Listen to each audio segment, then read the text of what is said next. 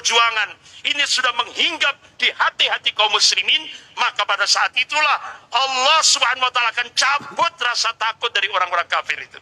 Dan kalian seperti makan resiko perjuangan ini sudah menghinggap di hati-hati kaum muslimin, maka pada saat itulah Allah Subhanahu wa taala akan cabut rasa takut dari orang-orang kafir itu.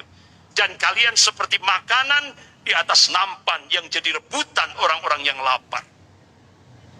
Ini gambarannya sampai seperti itu. Tapi apakah Rasulullah membiarkan kondisi umat seperti itu? Tidak. Rasulullah memberikan solusi syar'i. Apa?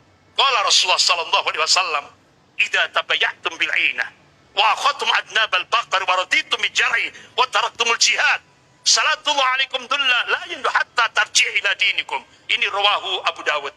Hadis sahih rawahu Abu Dawud. Idza tabayyatum bil 'ainah, jika kalian bermuamalah dengan cara-cara al-inah, itu salah satu sistem riba. Wa akhadtum adnabal baqar wa raditum bi jar'i, ini bahasa kinayah, kiasan.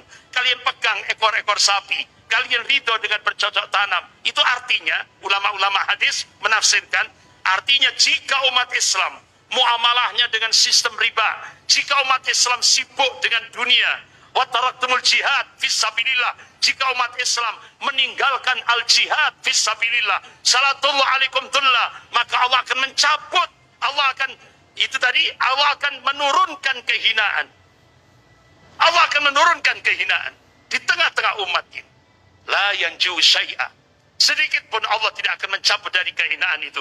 Hatta tarji' ila dinikum, hingga kalian kembali kepada agama kalian, hingga kalian kembali kepada ad-dinul haq, yaitu ad-dinul Islam.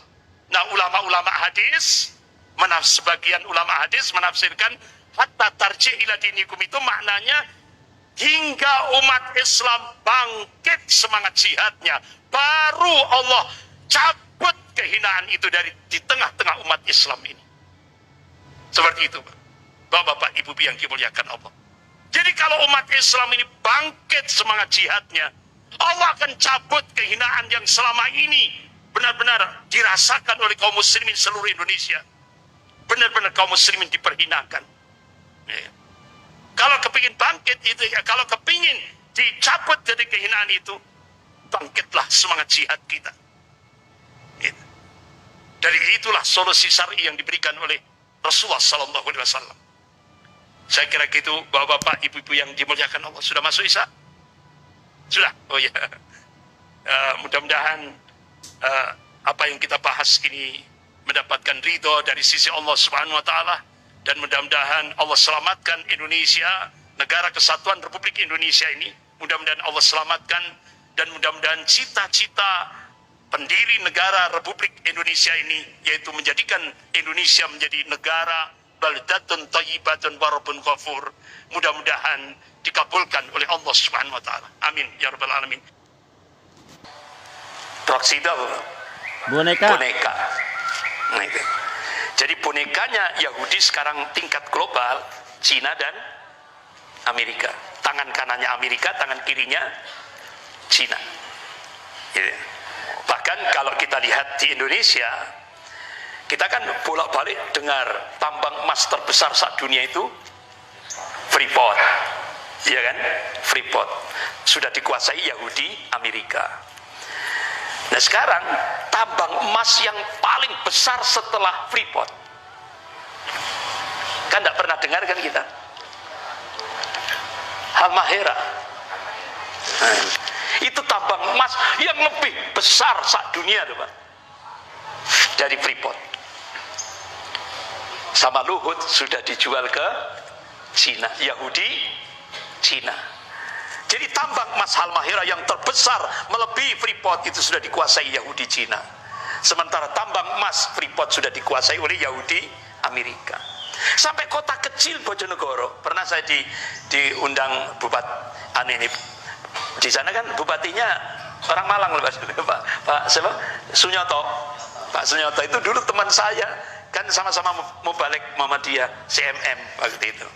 Jadi biasanya kita musyawarah itu di Masjid Ibnu Sina. Waktu itu Pak Amir Hamzah, Allahumma yarham, Pak Amir Hamzah kan beliau anggota DPR ya, itu dosen UM itu. Jadi seringkali kita diberikan motivasi oleh Pak Amir Hamzah, jadi Pak Sunyoto, saya dan beberapa teman yang lain untuk dakwah ke kawasan Malang Selatan. Itu saya diundang di Bojonegoro. Nah, di sana ternyata di Bojonegoro ini ada blok cepu, minyak kan? Padahal kota kecil. Siapa yang menguasai? Exxon Mobil, Yahudi, Amerika. Jadi Pak, saya sampai nulis tesis. Saya beri judul Harakatus Suhyun di Indonesia, Gerakan Zionis Internasional di Indonesia. Ini yang uji tesis saya itu Prof. Ini Pak Thohir Lut. Jadi Profesor Thohir Lut, termasuk juga Dr. Muhammad Munir, Pak Munir, Masjid Al-Ikhlas, Rorodowo, bawahnya SMA 1 Muhammadiyah ya. Nah itu Pak Munir, Allahumma yarham, sudah meninggal beliau. Beliau alumni Pakistan, ya, pakar hadis beliau. Nah, itu saya diuji, ini alhamdulillah ya, karena bolo dewe Pak ya. Itu kalau saya pakai guyonan itu ya apa ini bolo dewe ya kan. Pak Thohir dekat dengan saya tuh, Pak Munir juga dekat saya. Alhamdulillah belum diuji sudah wes lulus saya wes.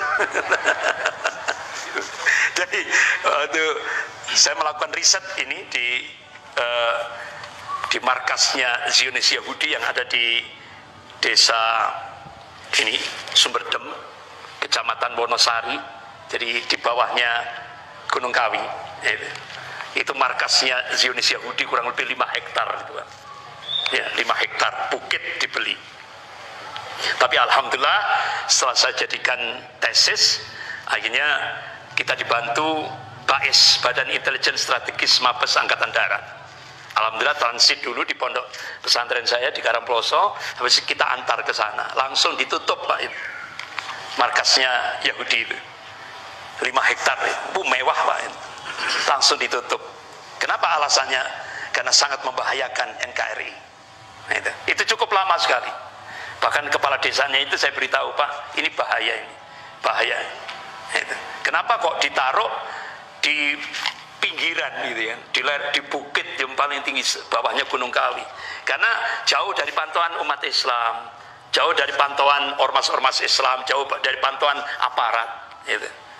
Jadi akhirnya sudah, alhamdulillah saya dibantu dari BAIS, Badan Intelijen Strategis Mabes Angkatan Darat. Alhamdulillah sudah ini. Jadi saya jadikan buku ini Pak, nanti takmirnya saya hadiahi gini. Ya kan?